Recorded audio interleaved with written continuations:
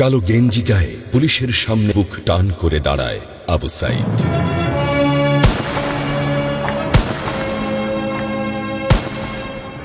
Police তাকে রক্ষা করার বদলে গুলি করে।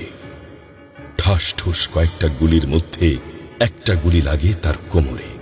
খানিকটা ভাঁজ হয়ে যায় শরীর। সম্ভবত সে বুঝতে পারে নাই। ঘাড় ঘুরিয়ে কোমর দেখার চেষ্টা করে একবার, তারপর আবার আগের মতো আবার দুই হাত প্রসারিত করে সিনা টান করে দাঁড়ায়। ডান হাতে ছোট্ট একটা লাঠি। বিশ্ববিদ্যালয়ের প্রধান ফটকের পাশে বেশ কয়েকজন পুলিশ, হাতে রাইফেল, রাইফেলের তাজা গুলি, আবারও গুলির শব্দ। পরে গুলিটা কোথায় লাগলো বোঝা গেল না। তবে আবু সাইদ টলছে। পড়বে পড়বে ভাব, কিন্তু সে সোজা হয়ে দাঁড়ানোর চেষ্টা করছে। গুলি খাওয়ার আগে ফেসবুকে তার শেষ পোস্ট ছিল, যতদিন বেঁচে আছেন মেরুদণ্ড নিয়ে বাঁচুন। সেজন্যই হয়তো গুলি খাওয়ার পরও সোজা হয়ে দাঁড়াতে চাইছিল, কিন্তু পারছিল না।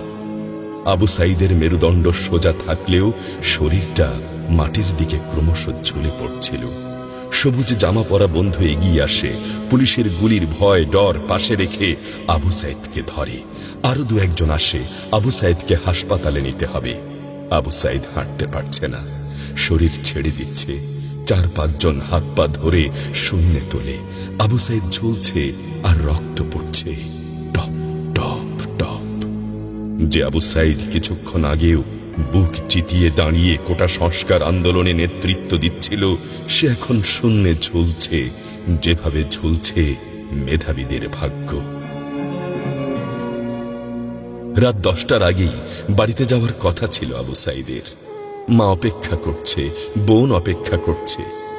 তখনও তারা জানে না আবু সাইদের মৃত্যু সার্টিফিকেট লিখছে কর্তব্যরত doctor.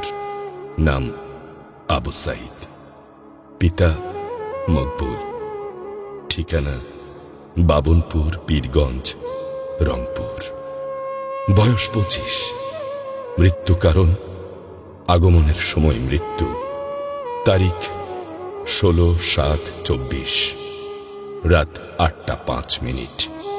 Serial number 240434, Rangpur medical college হাসপাতাল। পরিবারের একমাত্র শিক্ষিত ছেলেটা খুন হয়ে গেছে। মা যখন জানল দুনিয়া কি আর ঠিক আছে তার কাছে, বিলাপ করে বলে, আমার ছেলেরে চাকরি না দিবি না দে, গুলি করলো কেন?